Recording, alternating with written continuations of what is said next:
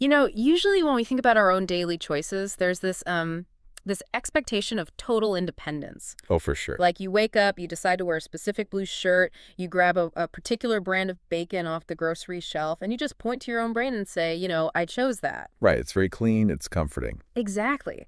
It preserves this idea that we are the unquestioned authors of our own lives.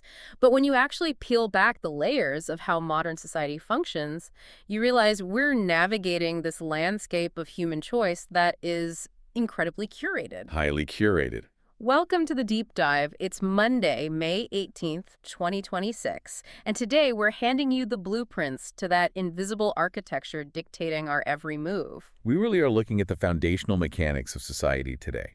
And to understand how this whole matrix operates, we're going straight to the source code. The ultimate playbook. Yeah, it's a text published in 1928, simply titled Propaganda, written by Edward L. Bernays. And okay, let's unpack this because right out of the gate, Bernays presents an idea that is frankly jarring. He argues that we are actively ruled, our minds molded, our tastes formed by a tiny fraction of people we've literally never heard of. Men pulling the wires of the public mind, as he puts it. Right. But the real kicker isn't just that this invisible government exists, it's that he argues this unseen manipulation is entirely necessary for a democratic society to even function. Yeah, he presents a strictly functional view of society. I mean, he states quite plainly that the conscious and intelligent manipulation of the masses is an important element in democratic society. Which is a bold claim. It is.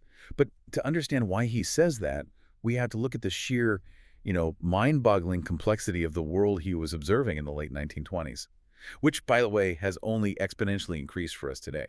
I struggle to buy the idea that this is purely functional, though. I mean, calling an invisible ruling class a sorting mechanism for collective sanity, that feels like a very convenient excuse for elites to just override public agency. I get that. Like, where is the line between vital societal organization and just straightforward authoritarianism? It's a really fair pushback. But if we connect this to the bigger picture, let's look at the mechanics of what happens without it. In theory, in a perfect democracy, every citizen makes up their own mind on every public question, every private purchase. Right, the informed voter, the rational consumer. Exactly. But in practice, if every single person had to independently research every political candidate's voting record across decades, Oh, man. or, verify every abstruse economic theory, or chemically test every single bar of soap before washing their hands with it, life would hopelessly jam up. You never leave the house. You wouldn't. It would be absolute societal gridlock. So the argument is that because the human brain literally cannot process that volume of data, we subconsciously volunteer to let this invisible structure sift the information for us. Precisely. They narrow our choices down to a practical menu. Free competition basically requires organization to prevent chaos. And the scale of what needs to be sifted is just staggering. Even back then, right? Yeah, even nearly a century ago, Bernays noted there were over 22,000 periodical publications in America alone. That is wild. And he points out how fractured and hyper-specific human interests have become. He lists these incredibly niche groups people were sorting themselves into. Give me some examples, because I remember some weird ones in the text. Oh, they're great. Everything from the League to abolish capital punishment, to the Aztec Club of 1847, to the Employing Photo Engravers Association. The Aztec Club of 1847, that detail really drives home how siloed people were becoming. And this fragmentation was being accelerated by technology. He references H.G. Wells, who pointed out that modern communication, so print, telephone, wireless radio, was allowing ideas to entirely bypass local geography. You weren't just tied to your neighbors anymore. Right. You were suddenly united with people thousands of miles away who shared your specific niche interests. So to cut through that unprecedented noise and create any kind of national consensus, you needed a centralized organizing intelligence. Because society required this massive sorting mechanism just to keep from tearing itself apart with noise, we have to look at the specific tool developed to achieve that cohesion. The dreaded P word. Yeah, exactly, bringing us to the most loaded word in the text, propaganda. It carries immense baggage today, obviously, but Bernays actually traces the history of the word back to Pope Urban VIII in 1627. Wait, really? The Pope? Yeah, the Pope founded the College of the Propaganda to educate missionary priests.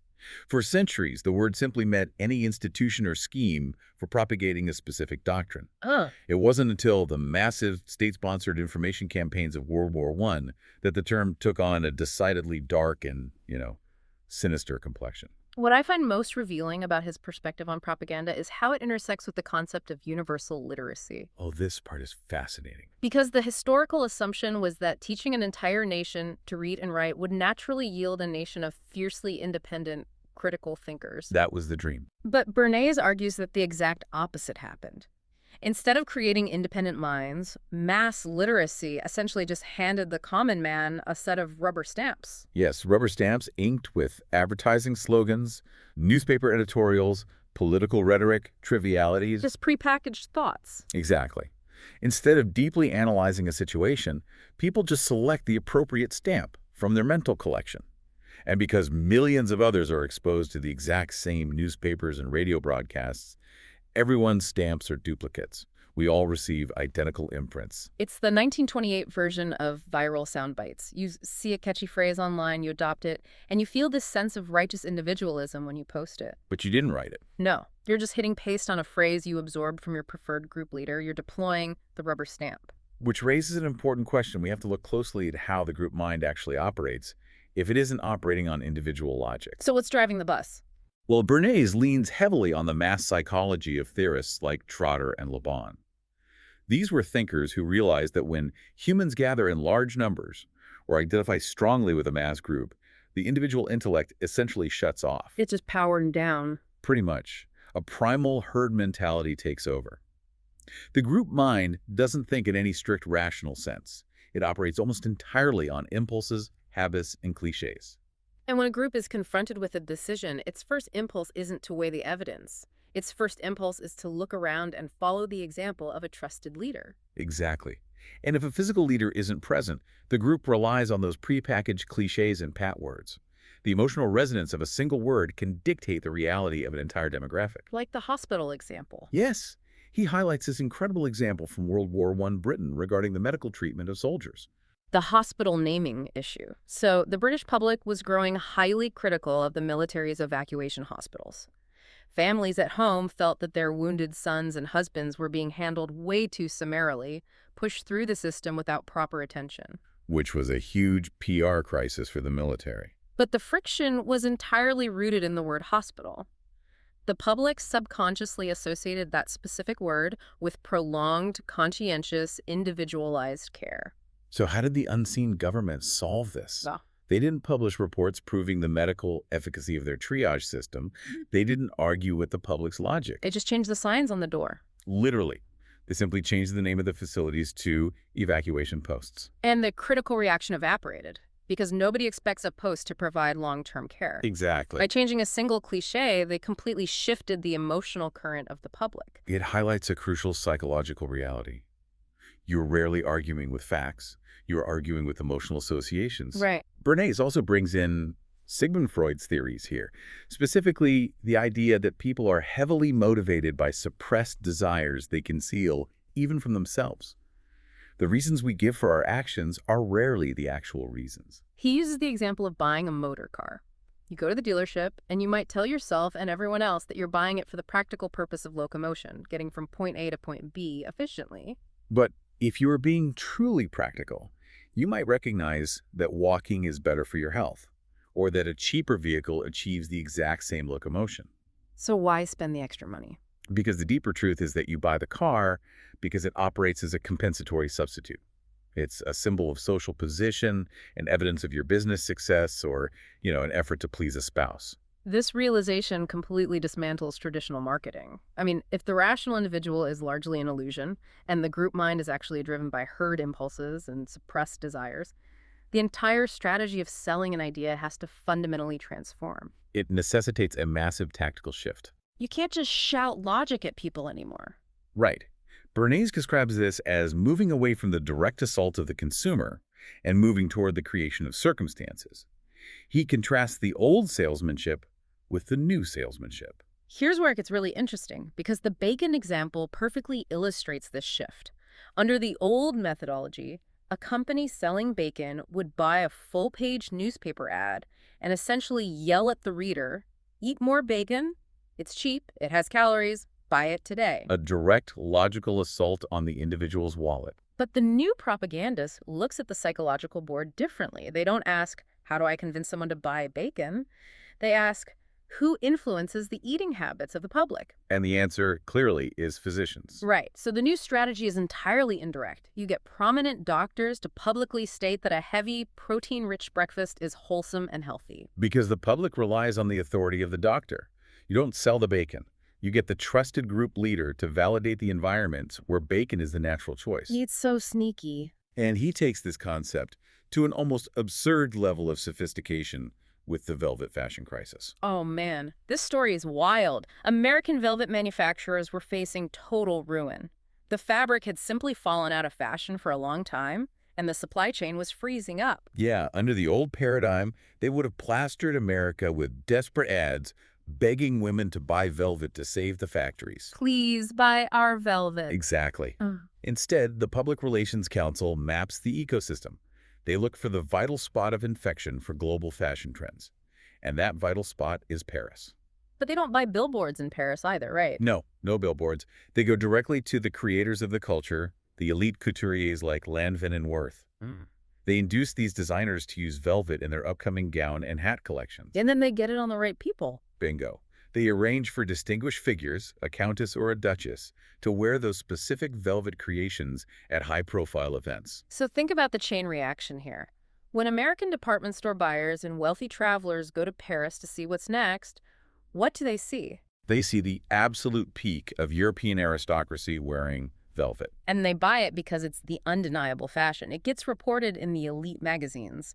The mass department stores in America quickly copy the Paris trends to seem sophisticated. The trickle-down effect. And suddenly, what was a dead industry sees an absolute flood of demand. The American factories are saved, and the American consumer simply thinks, oh, velvet is back in style. I love velvet. What's fascinating here is that the consumer feels complete autonomy in their choice.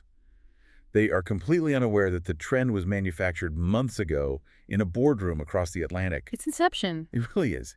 And it's the exact same indirect approach used in the piano industry example.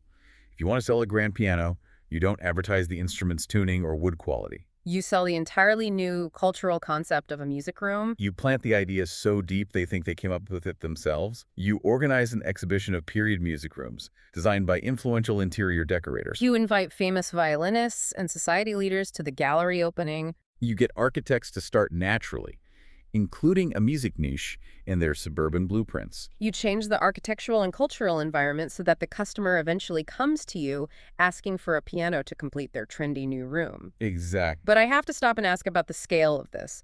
Hiring Parisian designers, organizing high society architecture exhibitions. This is infinitely more expensive, time-consuming, and complex than just taking out a targeted ad in a newspaper. It sounds exhausting. Right. Is the return on investment actually there?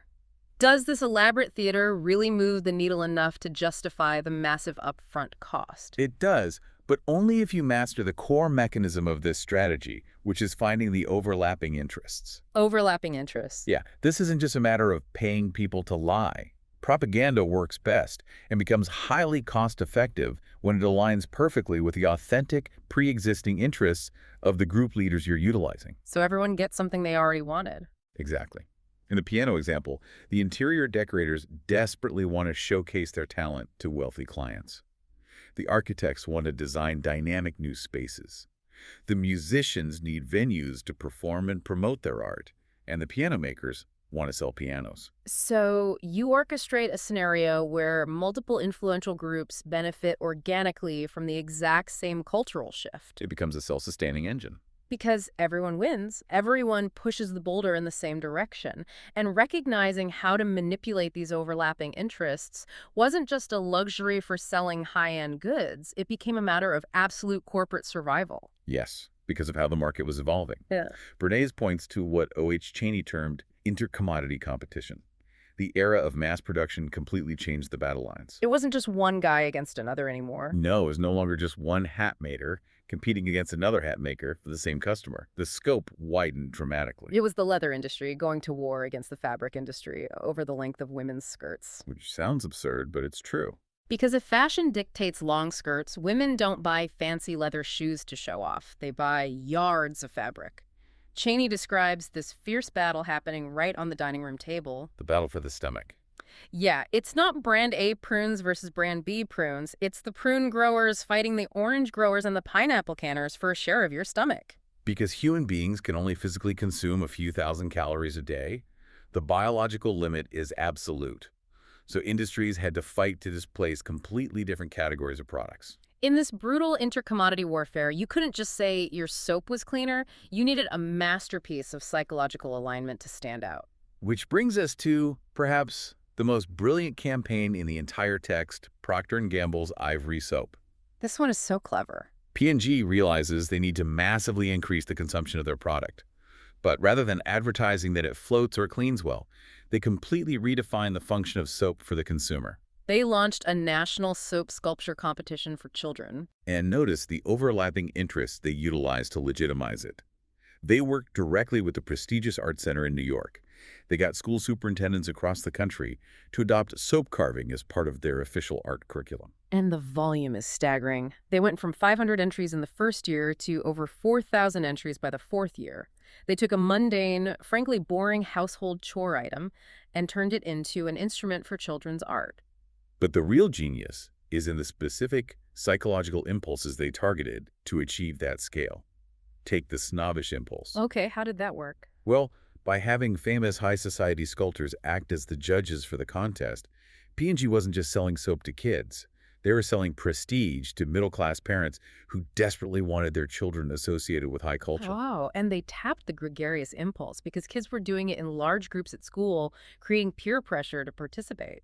They leveraged the aesthetic impulse, the fundamental human desire to create framing a cheap bar of soap as a blank canvas.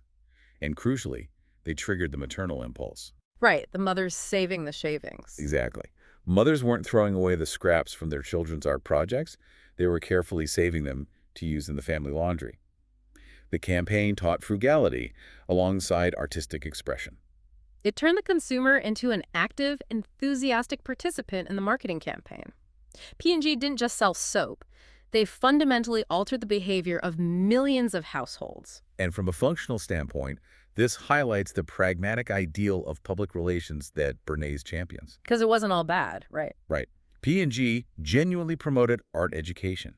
They gave millions of children a cheap, accessible medium to express themselves when traditional art supplies might have been too expensive. Good propaganda, in this functional view, often fulfills a genuine social purpose while simultaneously meeting a corporate objective. So, while corporate America is clearly treating public relations like a complex ecosystem, managing the soil, the weather, and the overlapping interests to make the plants grow on their own, Bernays points out that there is another massive sector of society that is essentially still standing in a barren field yelling at the dirt. And that sector is politics. The contrast he draws here is incredibly stark.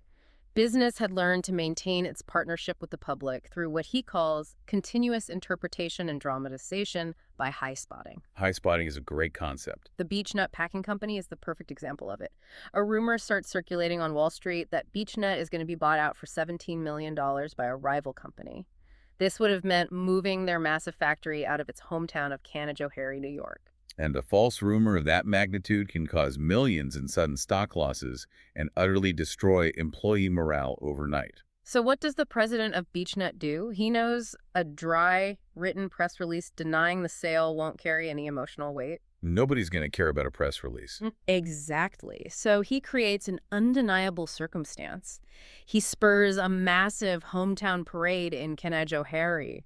3,000 people marching through the streets, publicly celebrating his loyalty to the town and his absolute refusal to ever sell the company. The sheer visual impact of 3,000 people celebrating in the streets killed the rumor instantly and definitively across the financial markets. He dramatized the truth. He dramatized it in a way a logical written denial simply never could. Now, compare that ecosystem management to the archaic way politicians operated. Bernays quotes Emily Newell Blair, who expressed absolute frustration with the inefficiency efficiency of political campaigning. Her numbers are shocking. She described a grueling 1,000-mile speaking tour where the campaign spent $15.27 per vote to reach a grand total of 11,105 people. She asks a devastating question. What would a corporate executive say to a sales manager who spent $15 to reach a single potential buyer for a bar of soap? They would be fired before lunch. They'd be laughed out of the building. So, what does this all mean? Why is it that politicians whose literal survival depends entirely on mass public approval were so remarkably bad at this compared to people selling velvet and bacon? It came down to a lazy reliance on easily accessible but outdated tools. Politicians had virtually free access to the press, so they relied almost entirely on the printed word and the worn-out logical arguments of the traditional oratorical speech. They were just talking at people. They mistakenly tried to argue against the massive resistance of public inertia, using pure logic and loud talking, rather than mapping out group emotions.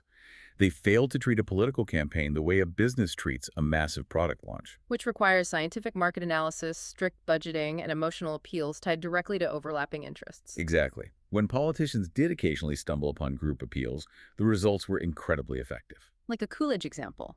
Yes. Bernays mentions President Coolidge inviting actors to breakfast at the White House. He wasn't just hungry for celebrity gossip. He recognized that actors serve as group leaders for the massive overlapping demographic of amusement-loving Americans. Or consider the passage of the Shepard-Towner maternity bill. It didn't pass because a politician gave a particularly flawless, logical speech on the Senate floor. Nobody's mind is changed by a floor speech. Right. It passed because the organizers recognized that mothers form a distinct psychological group, educators form a group, and physicians form a group. They united those overlapping interests to put irresistible, unified pressure on the legislature. But overall, Bernays saw the political arena as woefully behind the times, failing to grasp the psychological reality of the electorate. Looking at all of this together, it completely reframes the invisible architecture we walk through every day. From the functional necessity of an unseen government to sort our chaotic choices, to the realization that universal literacy actually provided the surface area for psychological rubber stamps. We've covered a lot of ground. We really have. We've seen how direct arguments were replaced by the genius of created circumstances, whether it's Parisian velvet, the music room, or the multi-layered impulses of a soap sculpture contest. It proves that your choices are rarely isolated events. They are the final domino falling in a very long, very deliberate chain. And to you listening, the next time you suddenly feel a burning, urgent desire to buy a specific new item, or you feel swept up in the emotional current of a new social cause, take a second. Look around the ecosystem. Follow the wires. See if you can spot the overlapping interests. See if you can spot the unseen hands that set the stage for you to make that exact choice. And as you look for those wires, I want to leave you with a final thought to really mull over. Everything we've discussed today, the massive social engineering, the shifting of group emotions, the creation of entirely new public habits, Edward Bernays achieved all of this in the late 1920s. 100 years ago. He did it using only print media, the telegraph, and early static-filled radio. If human beings are truly driven by these deeply ingrained herd impulses, and if we are so easily guided by trusted leaders and emotional cliches, what happens when these exact same psychological principles are combined with the hyper-personalized, instantaneous, algorithmic data tracking technologies of our current era? That is a deeply chilling thought. Are we actually more independent today because we have access to infinite information? Or are the invisible wires dictating our choices just getting much, much harder to see? We started out in the grocery store feeling confident we chose the bacon, and now I'm not sure we even chose to walk in the door. Thank you so much for joining us on this deep dive into the invisible architecture of our world. We'll see you next time.